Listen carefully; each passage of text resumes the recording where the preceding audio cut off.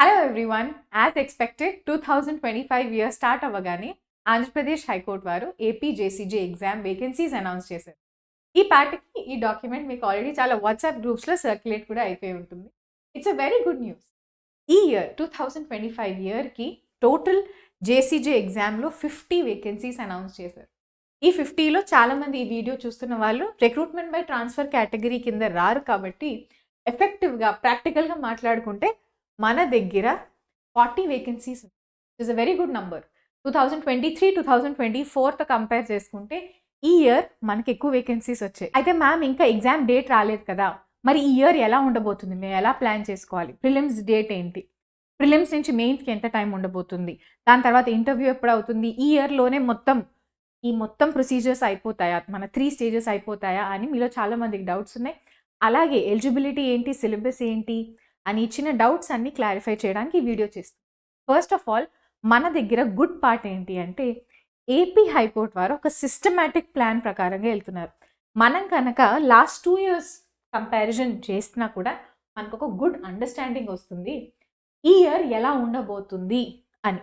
It's a very good thing. I really appreciate that the high court is doing. చాలా high courts ఇది follow అవ్వలేకపోతున్నారు, because of which exams ఎప్పుడు అవుతాయి అన్న చాలా అన్సర్టనిటీ ఉండేది. బట్ మనం కనుక ఏపీ జేసీజీ 2023 ఎగ్జామ్ ఒక్కసారి 2 మినిట్స్ ఇక్కడ చూస్తే 2023లో కూడా ఫస్ట్ వీక్ ఆఫ్ జనవరిలోనే వేకెన్సీస్ అనౌన్స్ చేశారు. అప్పట్లో 24 వేకెన్సీస్ ఫర్ డైరెక్ట్ రిక్రూట్మెంట్. జనవరిలో అనౌన్స్ చేసి ఏప్రిల్ 3rd వీక్లో ప్రిలిమ్స్ ఎగ్జామ్ జరిగింది. దాని తర్వాత జూలైలో ప్రిలిమ్స్ రిజల్ట్స్, సెప్టెంబర్లో మెయిన్స్ రిజల్ట్స్ అండ్ డిసెంబర్ కల్లా ఇంటర్వ్యూవే అయిపోయింది. అలాగే 2024 ఎగ్జామ్ స్కెడ్యూల్లో కూడా సిమిలర్ ప్యాటర్న్ మనకు కనిపిస్తుంది. మళ్ళీ లాస్ట్ ఇయర్ కూడా జనవరిలోనే వేకెన్సీస్ అనౌన్స్ చేశారు. వేకెన్సీస్ అప్పట్లో 32, 2024 లాస్ట్ ఇయర్కి. అగైన్ సెకండ్ వీక్ ఆఫ్ ఏప్రిల్లో ప్రిలిమ్స్ కండక్ట్ చేశారు. ఈ ఇయర్ 2025లో కూడా ఫస్ట్ 2 స్టెప్స్ అయితే అలాగే జరగబోతున్నాయి. ఆల్రెడీ నోటిఫికేషన్ రాకముందరే మనకు ఒక సర్టనిటీ ఉంది. 2nd or 3rd week off ఏప్రిల్లో మనకి ప్రిలిమ్స్ ఎగ్జామ్ ఉంటుంది. ప్యాటర్న్ ప్రకారంగా this much prediction we can make. Generally Sunday conduct చేస్తారు కాబట్టి 2nd Sunday or 3rd Sunday off April నాడు ఎగ్జామ్ కండక్ట్ చేయడం జరుగుతుంది. ప్రిలిమ్స్ ఎగ్జామ్ అయిపోయిన రఫ్లీ 1 month to 40 days టైంలో మనకి రిజల్ట్స్ అనేవి అనౌన్స్ అవుతాయి. ప్రిలిమ్స్ ఎగ్జామ్ అయిపోయిన ఒక 2 to 3 months గ్యాప్లో మెయిన్స్ ఎగ్జామ్ ఉంటుంది. అగైన్ 2 to 3 months గ్యాప్లో రిజల్ట్స్ వస్తాయి అండ్ దాని తర్వాత ఇంటర్వ్యూస్ తర్వాత మనకి ఫైనల్ రిజల్ట్ వస్తుంది. So we can make a prediction that 2025 ఇయర్లో కూడా లాస్ట్ 2 ఇయర్స్లో ఫాలో అవుతున్నట్టే ఫ్రమ్ జనవరి టు డిసెంబర్ మొత్తం మీ 3 స్టేజెస్ మనం అయిపోతాయి అని ప్రిడిక్ట్ చేయొచ్చు. సో ఏప్రిల్లో we will be having prelims and roughly as per my prediction August 2nd or 3rd week మళ్ళీ 2nd or 3rd week Saturday Sundayలో మనకి మెయిన్స్ ఎగ్జామ్ ఈ ఇయర్ అయ్యే ఛాన్సెస్ ఉన్నాయి. సో ఈ విధంగా మీరు ఈ ప్రిపరేషన్కి మీ ప్లాన్ చేసుకోండి. in whatever stage of preparation you are, accordingly you please plan for 2025 APJCG. అయితే మిగతా పాయింట్స్ మనం మాట్లాడుకునే ముందర ఇక్కడ ఒక విషయం గమనించారా, 24+6 వేకెన్సీస్ ఇక్కడ, అంటే total 30 vacancies, but total fill అయిన పోస్ట్ వచ్చేసి 20 మాత్రమే. అలాగే 32+7 39 వేకెన్సీస్, ఇక్కడ ఓన్లీ 12. ఇదైతే దారుణం. లాస్ట్ ఇయర్ ఓన్లీ 12, మిగతా సీట్స్ అసలు ఫిల్ అవ్వట్లేదు. I really want you to take 2 minutes and look at this. నేను ఇప్పుడు మీకు ఏదో ఎక్కడి నుంచో చూపించబోట్లేదు, ఏపీ హైకోర్టు వెబ్సైట్లో ఉండే డాక్యుమెంట్ అని మీకు చూపిస్తున్నాను. 2024లో ఏదైతే జేసీజీ ఎగ్జామ్ జరిగిందో దాని యొక్క రిజల్ట్స్ మనకి నవంబర్ 2024లోనే వచ్చేసాయి. రిజల్ట్స్ కనుక ఒక్కసారి చూస్తే ఓపెన్ కేటగిరీలో టోటల్ 11 పోస్ట్స్ ఉండేవి. బట్ 11 పోస్ట్స్లో 1, 2, 3, 4, 5 ఓన్లీ 5 పోస్ట్సే ఫిల్ అయ్యి. ఎందుకు? Only 5 candidates qualified for viva voice. And ఈ 5 క్యాండిడేట్స్ ఎవరైతే మెయిన్స్ క్వాలిఫై అయ్యారో ఆటోమేటిక్గా వాళ్ళకి జాబ్స్ వచ్చేసేయి. మీకు అర్థమవుతుందా? మిగతా అసలు కాంపిటీషన్ ఎక్కువ ఉంది కాబట్టి నాకు జేసీజే క్లియర్ అవ్వట్లేదు అనేది మీ మైండ్లోంచి తీసేసేయండి. ఇక్కడ కాంపిటీషన్ ఎక్కువ లేదు, సీట్స్ మిగిలిపోతున్నాయి. ఇది ఓన్లీ ఓసీ కేటగిరీయే కాదు, మిగతా కేటగిరీ చూడండి. EWS, can you look at this? ఈడబ్ల్యూఎస్లో total 7 post, 2 women reservation, no candidate qualified for viva voice.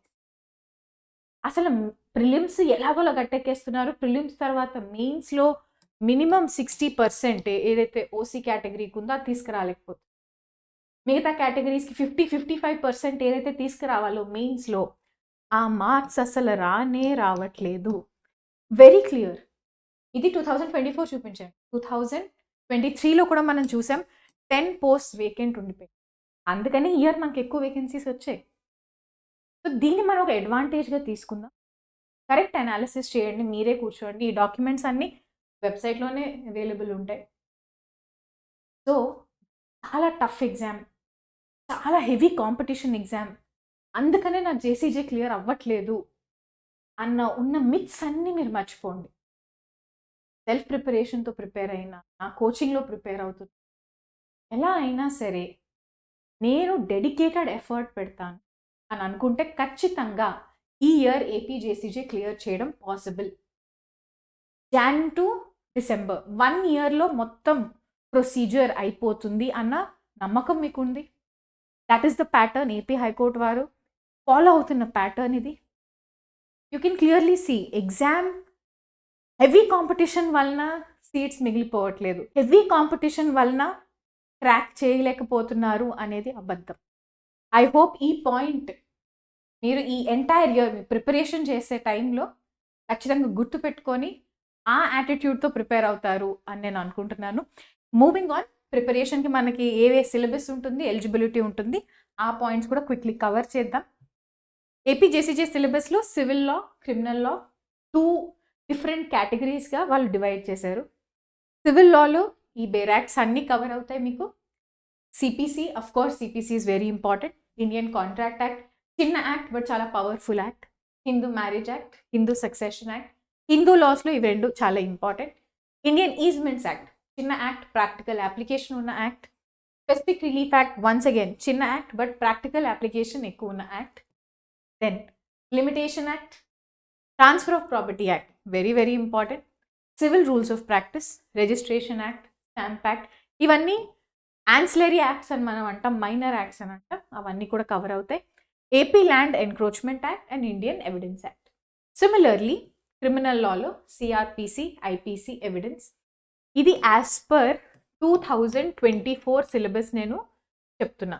అయితే ఇప్పుడు ఈ ఇయర్ 2025 నోటిఫికేషన్ వచ్చిన తర్వాత మేబీ కొత్త సిలబస్ కూడా యాడ్ అవ్వచ్చు, కొత్త క్రిమినల్ లాస్ కూడా యాడ్ అవ్వచ్చు సిలబస్లో. Negotiable instruments act, DV act, domestic violence act, criminal rules of practice, AP excise act, AP gaming act, JJ act, juvenile justice act, ఇవన్నీ మన సిలబస్లో. అయితే ప్రిలిమ్స్ అన్న మెయిన్స్ అన్న మనం చదవాల్సిన లా బేర్ యాక్ట్స్ అయితే సేమే ఉంటాయి. ఎడిషన్ ఆర్ డిలీషన్ అంటూ ఏమి ఉండదు. మెయిన్స్ అనేది సబ్జెక్టివ్ ప్యాటర్న్లో ఉంటుంది కాబట్టి ఎస్ఏ రైటింగ్, లాంగ్వేజ్ పేపర్స్ అనేవి లాస్ట్కి యాడ్ అవుతాయి. బట్ లా గురించి మాట్లాడుకుంటే ఇవే బేర్ యాక్ట్స్ మీకు ప్రిలిమ్స్లోనూ చదవాల్సి ఉంటుంది, ఇవే బేర్ యాక్ట్స్ మీరు మెయిన్స్లో కూడా చదవాల్సి ఉంటుంది. చదివేటప్పుడు ప్రిలిమ్స్ అండ్ మెయిన్స్ అప్రోచ్ ఎలా మనం అప్లై చేయాలి అన్న డౌట్ చాలామంది న్యూ కమర్స్కి ఉంది. ఎవరైతే ఇప్పుడే జ్యుడిషియరీ ప్రిపరేషన్ స్టార్ట్ చేస్తున్నారో వాళ్ళకి ఇది ఉంది అని నాకు అర్థమై నేను ఒక క్లారిఫికేషన్ వీడియో కూడా చేశాను. ఆ వీడియో తప్పకుండా చూడండి, ఇక్కడ లింక్ కూడా చేస్తాను.